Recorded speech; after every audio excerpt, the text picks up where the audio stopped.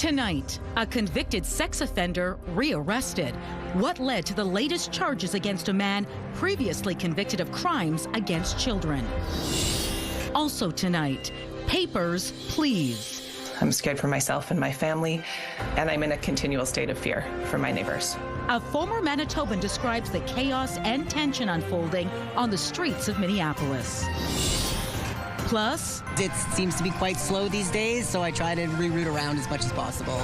It's a major construction project expected to take years. So what are drivers supposed to do in the meantime?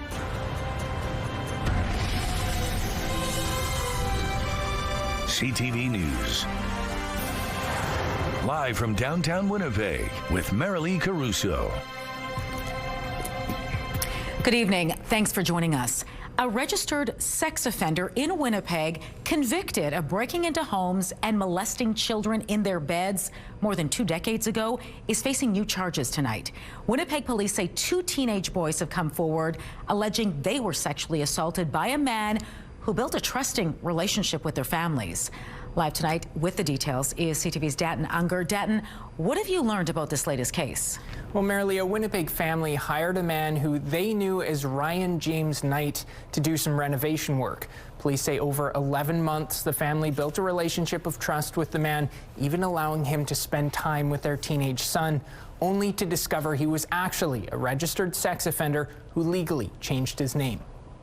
Ryan James Knight was arrested earlier this week facing multiple charges, including 2 counts of sexual assault and sexual interference, criminal harassment, along with multiple child pornography charges. Police allege between August 2024 and March 2025, while Knight was doing some renovation work for the family, their teenage son was groomed and spent time at Knight's home, where police say he was sexually assaulted, though this abuse wasn't reported until later in the investigation. Knight was arrested in Calgary last March, leading police to charge him in July. Through the investigation, police identified a second teenage victim, alleging he was also sexually assaulted while at a sleepover at Knight's home in August 2024. Ryan James Knight was actually born with the name Ryan James Gabori, and it was under that name that he was convicted in 2005 and served a 7-year sentence for molesting 5 boys between the ages of 5 and 11, entering their homes through unlocked windows and doors and sexually assaulting them in their beds. CTV News has confirmed years after his sentence in 2021, he changed his last name from Gabori to Knight, despite being a registered sex offender. Datton, are registered sex offenders allowed to change their names? Well, they were up until November of last year. That's when the province made amendments to its laws around legal name changes, prohibiting any registered sex offender from changing their name here in Manitoba. So, Datton, what is happening with this investigation now? Well, police say Knight remains in custody, and the charges and allegations against him have not been tested in court. Police confirmed this investigation is ongoing and tell CTV News in cases like this, they always consider the possibility that there could be more victims out there. Now, anyone with information is asked to call the Child Abuse Unit at 204-986-3296. All right, thanks for this, Datton. 3 people are recovering after a fire and an explosion at a propane distribution facility in the RM of Taché. It happened yesterday, and by the time crews arrived, dozens of those tanks were burning. Some already exploded. It was a very complex, fast-paced and very high-risk incident because of the propane that we were dealing with that incident. The local deputy fire chief says adding to the seriousness of the situation were hundreds of small propane cylinders and 3 large bulk tanks that were sitting close to the building where the fire was burning. In total, 2,500 propane tanks were on site. One of the people injured was taken to Health Sciences Center by Stars Air Ambulance. Another was rushed to hospital by ambulance, and a third was treated on scene and released. So initially, crews had to set up a landing zone for Stars, initiate our defensive fire attack, and work from the safest positions possible to try and keep the incident from escalating further and going beyond what it was. Crews got the fire under control within an hour, but it took another 5 before they were able to leave. The Office of the Fire Commissioner and Workplace Health and Safety are investigating what caused the fire. A registered nurse has had her license stripped by the province's nursing regulator after an investigation found she administered drugs in error and nearly caused the death of a patient. CTV's John Hendricks joins us live with those details. So, John, what exactly happened here? Marilee, the decision by the College of Registered Nurses of Manitoba says the nurse displayed a shocking lack of judgment when they administered fentanyl to a patient without a doctor's sign-off. The patient subsequently went into cardiac arrest. Now, in its written decision, the college says Nipaben Patel, a registered nurse, pleaded guilty to 4 charges leveled against her. According to an agreed statement of facts, an unresponsive 55-year-old man was brought to the Lynn Lake Hospital in November of 2024. The physician on duty directed the man be transported by air to hospital in Winnipeg. Now, when the doctor left the room, Patel administered 2 drugs. The first was a muscle relaxant used for general anesthesia, despite later admitting she did not know what the medication was for, and then a dose of the opioid fentanyl. After receiving the drugs, the man's condition worsened. The decision says Patel noticed but didn't tell anyone. Soon after, he stopped breathing and his heart stopped beating, prompting a paramedic to step in and perform CPR to bring him back to life. The decision says Patel asked the physician to retroactively provide a written order for the drugs, which they refused to do. Patel ended her contract the next day, and the physician reported the incident a few days later. John, what's been the response to all of this? Yeah, Marilee, Patel's lawyer argued that she was inexperienced in critical care, was in over her head in a chaotic situation, and panicked. Now, they were seeking a suspension and a requirement to complete a clinical competence assessment. But in an email to the Canadian press, Patel wrote, quote, "I have taken full responsibility for the mistakes that I made on the day in question and expressed my sincere commitment to improving and returning to practice as a better and more educated and experienced nurse. Unfortunately, I was not given that second chance."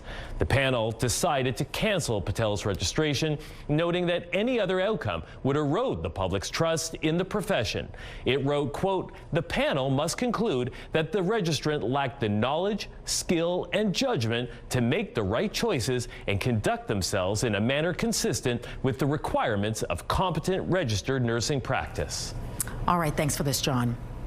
Well, we now know what caused a massive fire that destroyed the only school on Barons River First Nation. Oh my God. In a letter posted to the community's social media, Chief and Council say the fire on January 27th was caused by an electrical issue in a closed crawl space within the building. The building was destroyed. Now, according to a preliminary insurance assessment, it will cost $35 million to replace the school building itself, with another $2.5 million needed to replace the school's contents.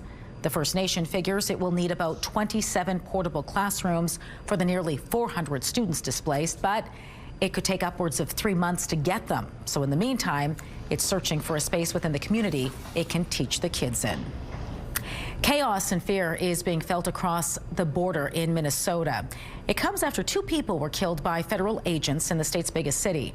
CTV's Harrison Shin has an on-the-ground look from one Manitoban and how a bakery here at home is sending a message from the north. Ice out now! Ice out now! Chanting protesters. These protests have been ongoing in Minneapolis, Minnesota. Friday, a nationwide general strike was called as the United States reacts to the killings by federal agents, including ICE, of Mother Renee Good and Nurse Alex Peretti. Reverend Lisa Janke, a former Winnipegger, is on the ground there. Grief and fear are ever present for Minnesotans these days. And yet there's an urgency and a momentum that sort of insists that we keep getting out of our houses, standing up, speaking out for our neighbors, for ourselves. Janke is a pastor at Mount Olive Lutheran Church in Rochester, Minnesota, about an hour and a half southeast of Minneapolis. She moved to the state in 2012, and she says there has been a shift in her community since the ICE raids started in December 2025. Daycares and churches and schools, businesses have their doors locked and volunteers letting people in. There's policies being developed on the fly. It's commonplace to see people wearing whistles around their necks. She's not the only Winnipegger taking notice. O'Donuts here in Grant Park is taking a stand. Very apparent overreach and abuse of their powers is very disturbing and troubling. And we wanted to show some support to our very close neighbors in Minneapolis. Janke says she's also feeling support from her fellow Manitobans. It is comforting to know that the news is getting out there, that the world is seeing what's happening and taking note and witnessing alongside of us. Harrison Shin, CTV News, Winnipeg. A new agreement means plows will be clearing the perimeter highway 24/7 when severe weather hits. The province has signed an agreement with MGEU, which permits plows to operate at all hours of the day on an as-need basis. It would be activated when weather poses a significant risk to public safety or is forecast or even already underway using 2 12-hour shifts. The agreement was signed last Thursday. All right, Colleen Brady joins us now with a first look at your weekend Skywatch forecast.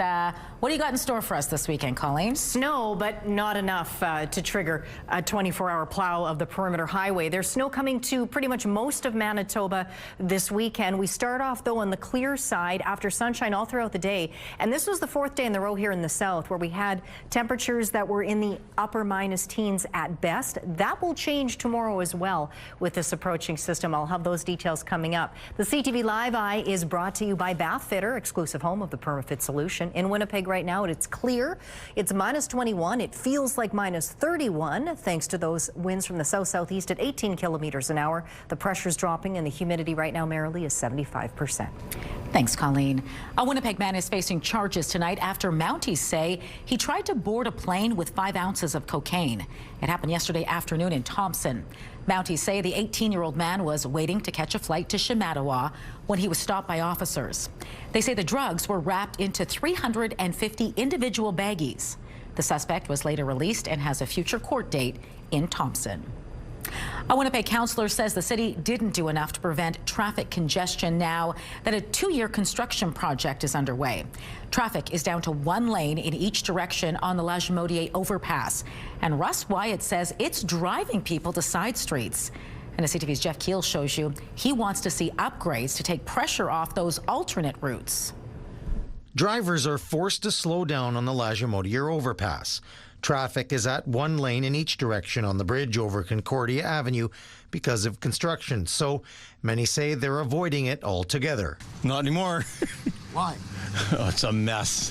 Yeah, it took me forever to get home one day, so I bypass it. It seems to be quite slow these days, so I try to reroute around as much as possible. An area councillor says that's causing congestion on those other routes. You're going to have 2-lane roadways fully congested. They were already busy before, right? We have a hospital that has been waiting for all of Molson to be twinned. The project is set to take 2 years, with delays expected during construction, including a 6 to 8 week period where interchange ramps will be closed for pavement repairs. So Russ Wyatt is pushing a motion through City Hall, calling for portions of Concordia and Molson to be twinned as soon as possible to curb congestion on those roads. He says this should have been done before the project began. It's really a sad thing to see that this is happening, and it's once again poor planning by the Public Works Department. In a statement, the city says, we monitor traffic in the area and have not observed significant delays since the lane reduction was put in place. More information on the project can be found online, and we will continue to communicate updates on the project to the public as it progresses and access points change. The repairs are needed to add 50 more years to the bridge's lifespan at a cost of $51 million. Not everyone agrees more should be spent to twin the alternate routes. It's pretty clear the city's really struggling to keep up with its existing roads, so I would not be in favor of adding any additional lanes. Jeff Keel, CTV News Winnipeg. The number of opioid-related calls the Winnipeg Fire Paramedic Service handles each year have skyrocketed over the past decade. The service tracks cases where the main reason for calling involves alcohol or drugs, and opioid cases have jumped more than 1,300%. The number of cases where opioids were involved rose from 231 in 2016 to a record high of 3,400 in 2023. Now that number dipped a bit by about 300 in 2024, and 2025 numbers, which don't include December, were on track for a similar year-end total. Calls related to alcohol use fell over the 10-year period, but it remains the #1 request for service.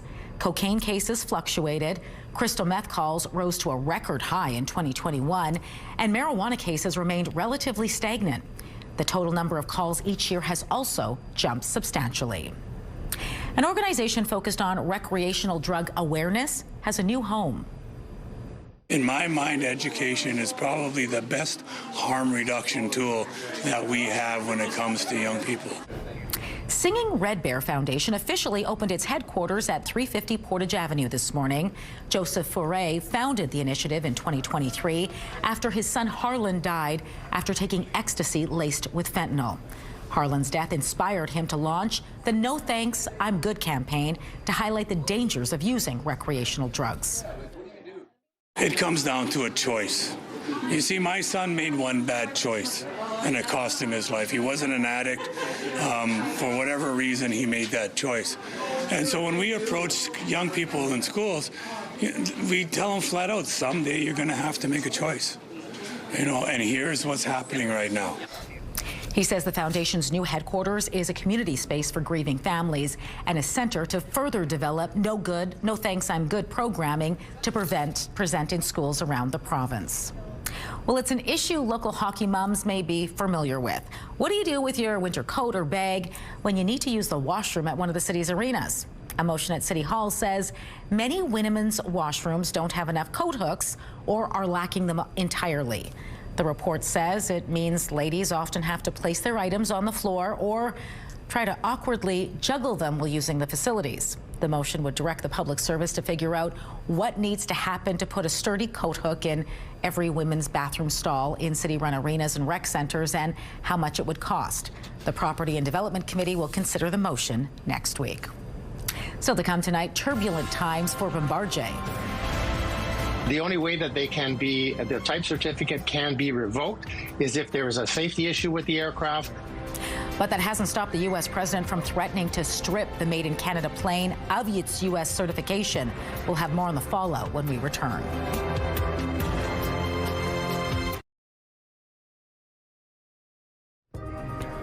Taking a look at the markets tonight, crude oil slipped 21 cents. The loonie also slid a bit lower. Gold futures plunged $609. The TSX lost more than 1,000 points. The Dow Jones fell 179 points, while the Nasdaq closed lower 223 points. A multi-million-dollar canola research and development facility is being built here in Winnipeg. Pharmaceutical company Bayer is spending $45 million on the new operation. It will house seed development work for canola, camelina, and winter canola, and it will also focus on seed quality analysis.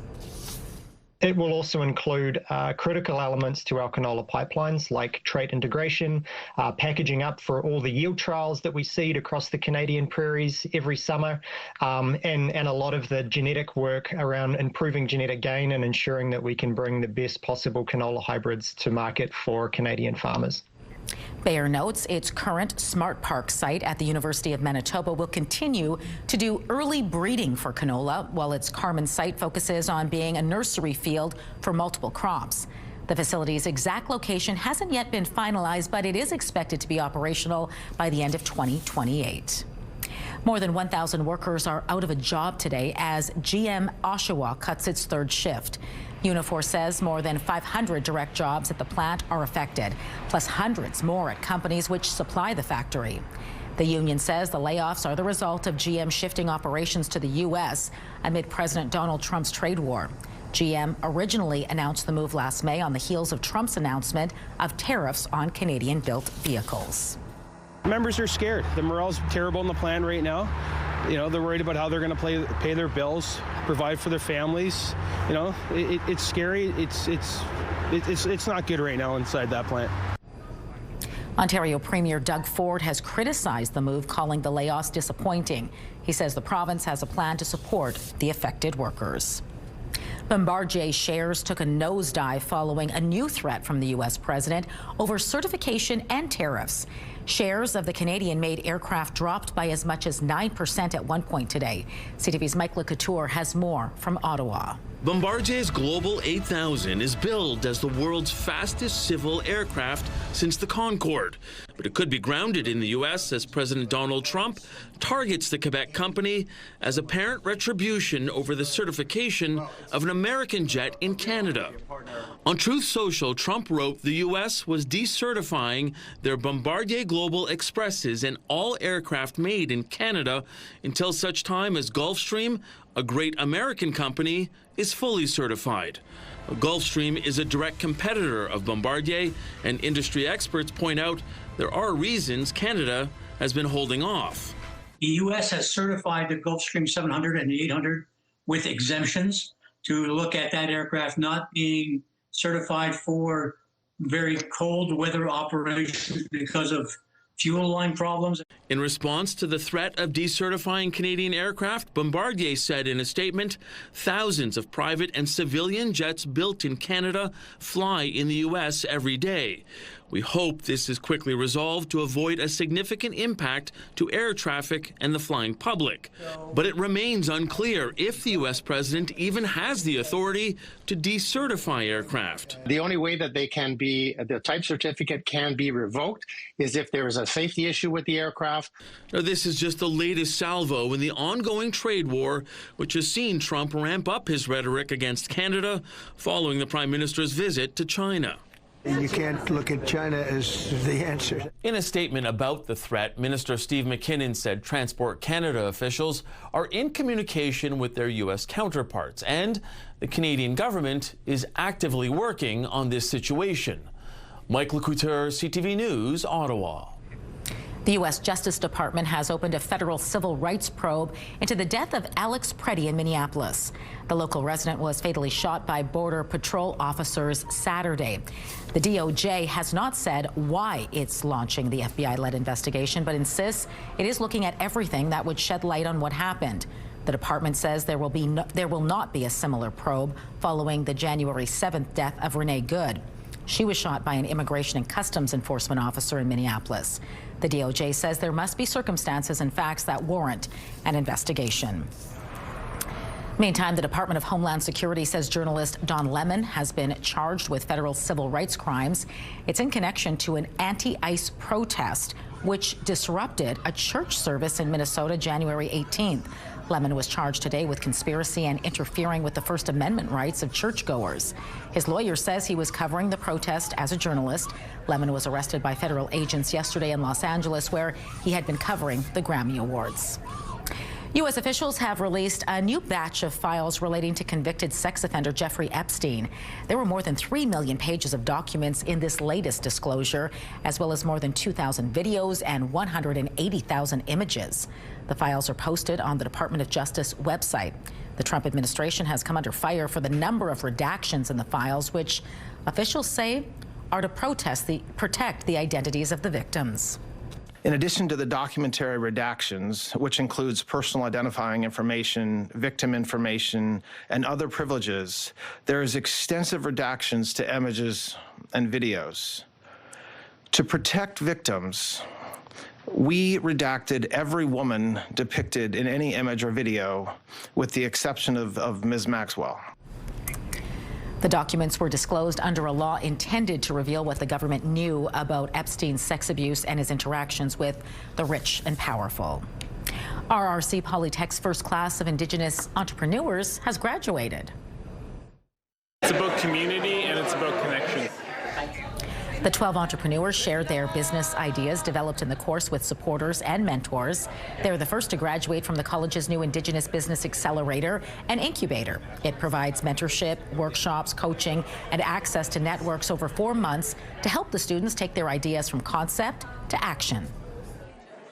You really get these chances for small one-on-one sessions, and you tell them your ideas, and then they help cater their ideas and how to do marketing to your business. Applications are being accepted now for the next cohort, which is scheduled for the fall. Crocodile back to what my mother gave me!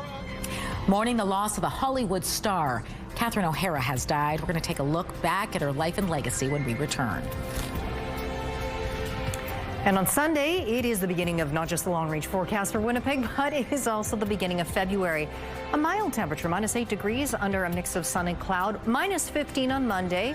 Mix of sun and cloud again, -12 Tuesday, a little cloudier. Then the clouds stick around through the midweek, -6 by Wednesday. By Thursday, a forecast high at 0.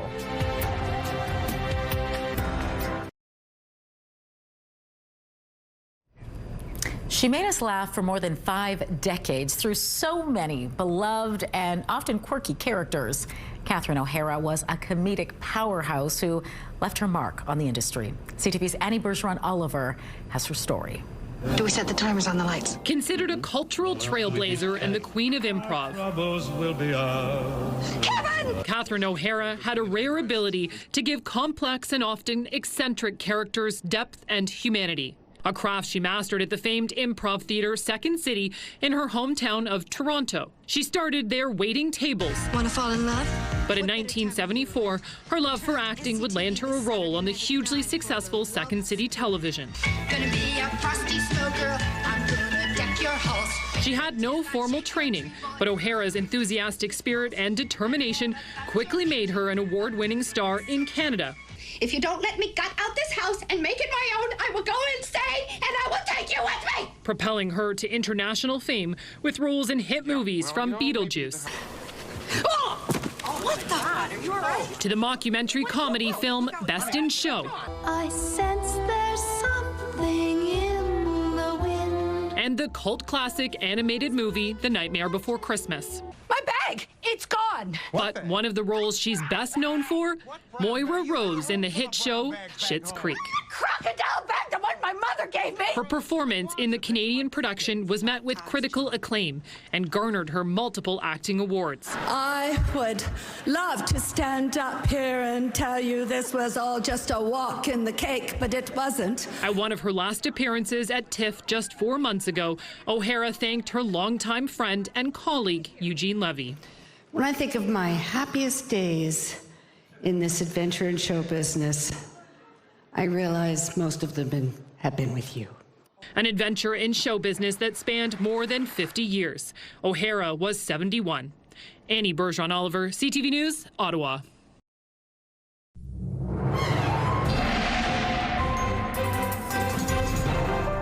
CTV Skywatch weather brought to you by South Beach Casino and Resort. Visit southbeachcasino.ca. Colleen Brady back now with your complete Skywatch forecast and an update on some snow headed our way for the weekend. Yeah, after sunshine today, it's clear this evening. That's going to change, not immediately, but in the hours ahead. First, in other parts of the province, though. Northwestern Ontario, this snow will be heading your way as well. Clear start to your weekend now.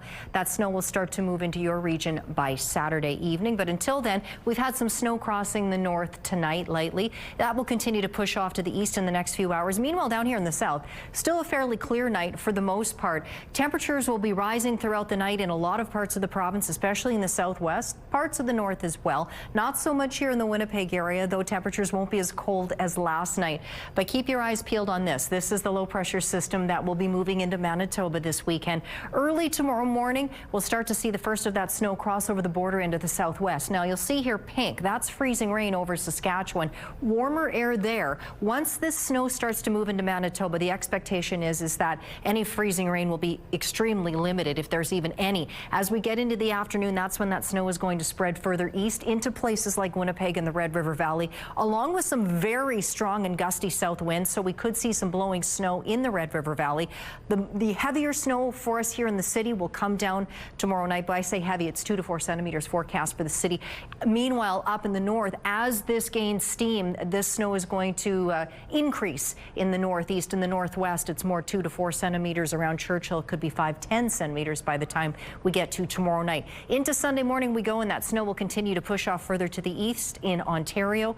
Clearer conditions in behind and mild too. So Sunday will be quite a nice day across the province. For tonight, we drop down to -22 in Winnipeg, mostly clear. It's overnight when those winds from the south will really start to strengthen at about 30, gusting to 50 kilometers an hour, but they will get even stronger. Not quite in the morning, mostly sunny, -18. So we'll get sunshine Saturday morning, but as we get into the afternoon, the clouds roll in ahead of that snow that's coming at some point tomorrow afternoon. -8 is the high, but look at those winds, 50 gusting to 70 kilometers an hour. So that's why there is the concern for some blowing snow. Light snow tonight for Churchill, Gillam, and Thompson. Thompson drops to -17, but Churchill and Gillam are two communities where temperatures will be rising throughout the night to -12 and -13 degrees. More snow in those communities tomorrow.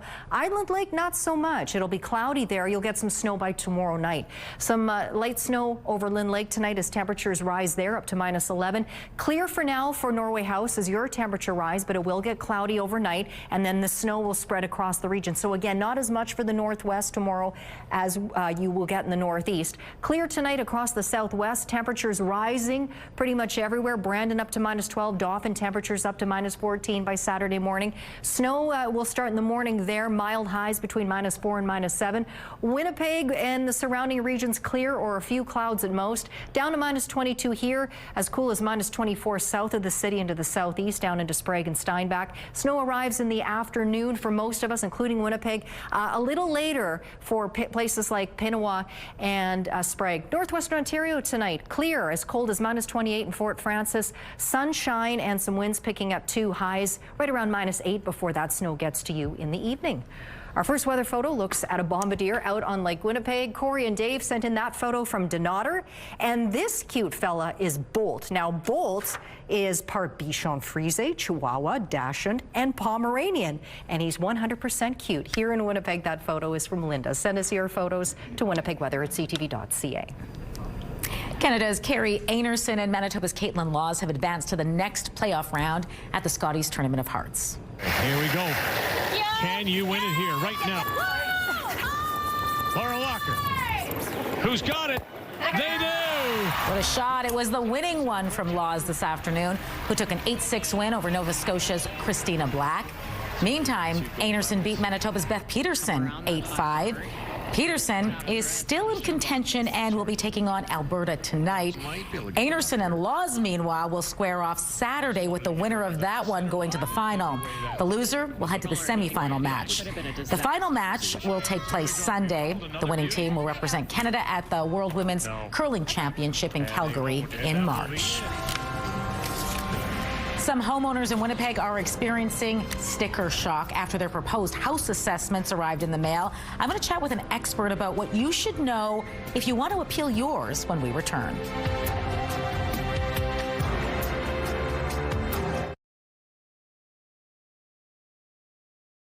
Many Winnipeg homeowners are dealing with sticker shock this week after opening their proposed property assessments from the city.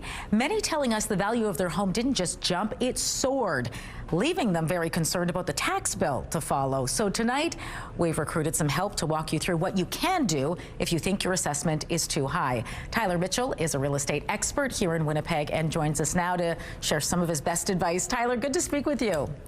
Hey, Marilee, thank you so much. Yes, like many Winnipeggers, opened up one of those envelopes from the city of Winnipeg this week to find out that, yes, in fact, since the dawn of time, people have been getting sticker shock from tax increases. So, yes, yeah. I'm with you on this one. How are you feeling about it? Well, I know I've been getting emails and phone calls from viewers. There is a lot of anger and anxiety out there right now over these proposed assessments. How do you know if the city got it right? Well, this is a great question because market value and assessed value are two completely different things. So market value is what somebody would be willing to pay for your home under current market conditions. Now, assessed value is what you're taxed on. Now, this is where, a lot of people are misunderstanding. We all want our home values to go up, and I think we can all agree that over the last 5 to 10 years, house prices in Winnipeg have skyrocketed. And now it feels like as the taxes are catching up to those market values, there are a lot of people that are upset about it. And in some cases, rightfully so. I've heard some increases that are exponential above what the normal, maybe 2 to 5 to 6, 7% that we've seen in years previous increases. And I've heard some people seeing some big impact on their bills. So with that, things that you can do is reach out to a licensed real estate professional. And if you want to make your case for the city of Winnipeg, you're going to have to show some proof as to why you don't think your house is worth that much. Now, the way to do that, reach out to an agent like myself through Instagram at TySellsWPG or my website, TySellsWinnipeg.com. And what I'll do is run for you a free market evaluation so you can see what the homes around your home are trading for. This is the one thing that I find that a lot of people miss out on where, it's not like another type of investment. Real estate is constantly changing. It's got ebbs and flows, and there are a lot of people that don't truly understand what their home's worth, and some people maybe don't realize how much their house under current market conditions could sell for. Yeah, it's important that you mention that, because as I understand it, and correct me if I'm wrong, these assessments are based on what the expected selling price of your home was on April 1st, 2025. Anything after that doesn't count as far as these assessments are concerned. What are some common mistakes the city can make when they're trying to figure that out? Because nobody's walking through your home, right? Yes, and one thing that the city has gotten wise to, I mean, they're driving around. They're doing road work in the area. So if you're in a neighborhood that has some older infrastructure and you need new sewers, well, the city is going to know about that, and you're going to be put on notice that there could be a special assessment to your taxes as well as your property. If maybe you haven't declared that you've put new windows and added some value to your home, new shingles, they can see these type of things, and they can see work being done as well as neighboring homes. So they're comparing, they're looking at what homes nearby have traded for and what your home could possibly sell for. Now, keeping in mind, this envelope that people are opening, this is actually April 1st, 2027. So this is a projection for what's going to be happening. Now, nobody has a real estate crystal ball, the city nor myself, but it's safe to say that the assessment in a matter of 2 years, it will go up. Market appreciation is, depending on the neighborhood, anywhere from 2 to 5 up to 10% in some neighborhoods. The tax assessments overall, I've seen in line with that. And we know Mayor Scott Gillingham had previously talked about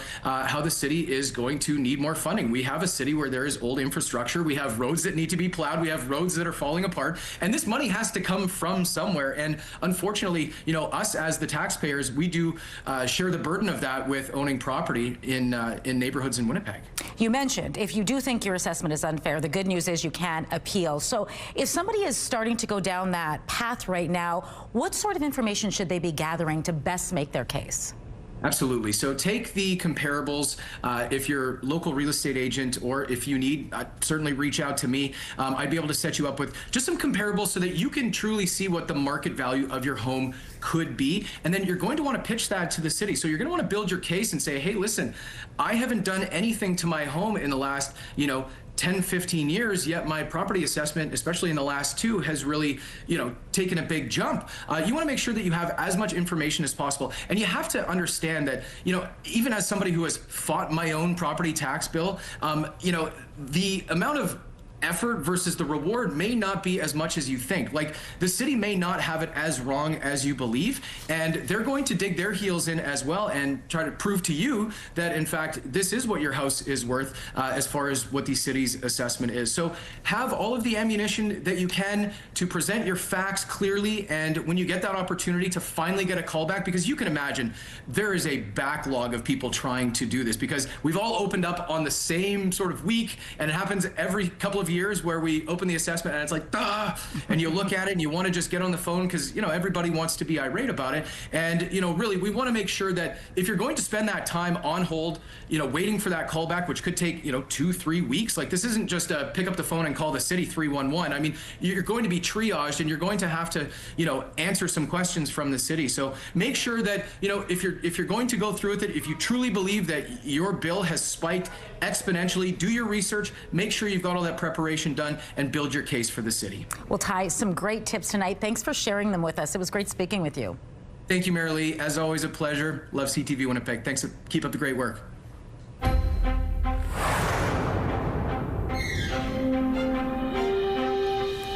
New research is adding support to health warnings about alcohol consumption and cancer risk.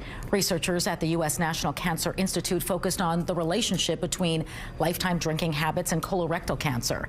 They looked at 20 years of data from more than 88,000 participants and found heavy drinkers with a lifetime average of 14 or more drinks per week were almost twice as likely to develop rectal cancer and 25% more likely to develop some kind of colorectal cancer. Now, that's compared to people who average less than 1 drink per week. Scientists have long believed longevity is shaped by lifestyle choices. However, a new study reveals genes may play a larger role in determining how long people live. Genetics accounts for over half of the differences in lifespan, 2 times higher than earlier estimates. The findings published in the journal Science suggest longevity is akin to other complex traits, such as cholesterol levels and osteoporosis risk, which are thought to be shaped by many genes, but also heavily influenced by how and where people live. Previous studies underestimated the influence of genetics because they relied on data from people born before the 19th century.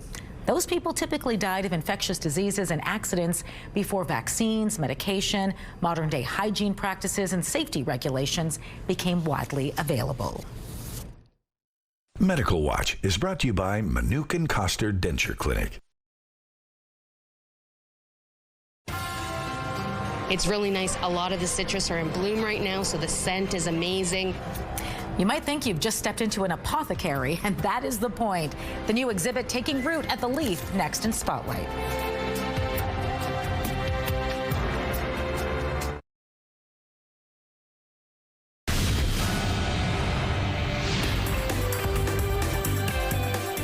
Spotlight, sponsored by the Casinos of Winnipeg, presenting the incredibly hip and the Stoneheads.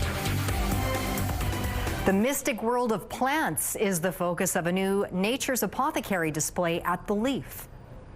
We've got citrus and olives and things that we haven't been able to use in the display before.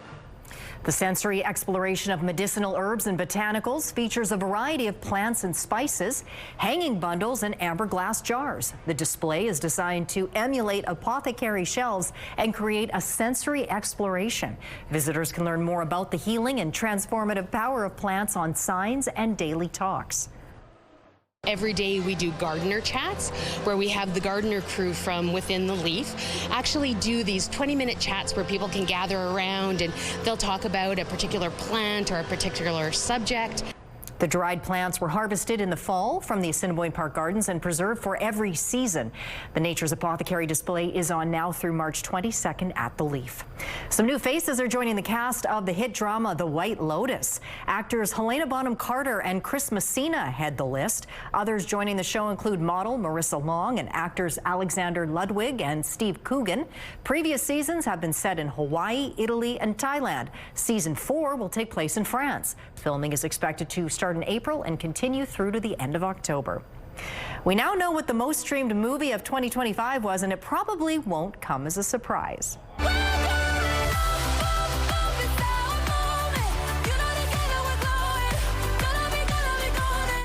Yep, according to ratings firm Nielsen, K-pop Demon Hunters was the clear winner for the year, even though it only debuted in June. Looking at figures for just the U.S., the animated fantasy musical was watched more than 20.6 billion minutes, or around 207 million times. Among other achievements, it's also up for Best Animated Feature and Best Original Song at the Oscars.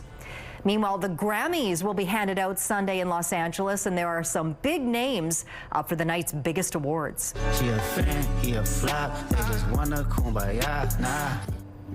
Kendrick Lamar is leading the field with 9 nominations. Those include the top 3 albums, or top 3 awards rather, album, record, and song of the year. He's joined in those races by Lady Gaga, who tied for the second most nominations with a career best of 7. Also competing in all those top categories are superstars like Sabrina Carpenter and Bad Bunny. The 68th Annual Grammy Awards air Sunday at 8 p.m. Your Friday primetime lineup starts with Celebrity Wheel of Fortune at 7, Happy's Place is at 8, followed by Stumble at 8:30, and Boston Blue winds things up at 9. It's all right here tonight on CTV.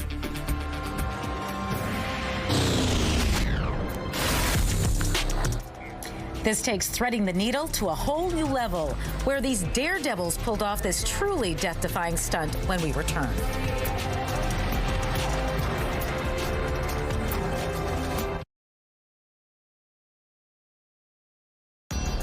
Women's clothing provided by RW & Company. Salon services provided by Essentique Spa Salon. Tonight, remembering Canadian comedy legend Catherine O'Hara. Oh, Kevin, I'm so sorry. She is someone that has been making us laugh for 50 years. The tributes honoring her life and legacy later on CTV National News and watch on Crave. It's clear and it's cold. It's minus 21 with the wind chill. It feels like minus 31 thanks to those winds coming from the south-southeast. High temperature today was minus 18. The normal high is minus 12. 1993 was the record high for this day. We reached more than 5 degrees. Tonight we dropped to minus 22. Mostly clear. Some sunshine Saturday morning, snow in the afternoon, minus 9 degrees. Mix of sun and clouds Sunday, minus 8. A little bit of a cool start to the week Monday, minus 15 degrees. Up to 0 by Thursday. Thanks, Colleen. An incredible high-flying feat was pulled off in Dubai as a team of fearless skydivers sailed straight through the middle of a skyscraper. Check this out.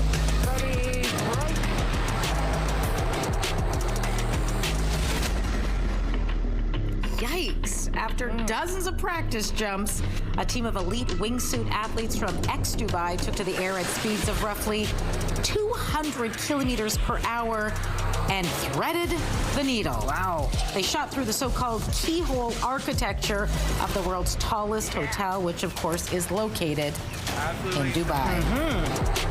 Yikes. Wow. I'm made differently than that. Yeah, fun to watch from here not on do terra that. firma. Way to go, though. Yep. Pretty impressive. All right, have a great weekend. Stay safe. We'll see you back here Monday.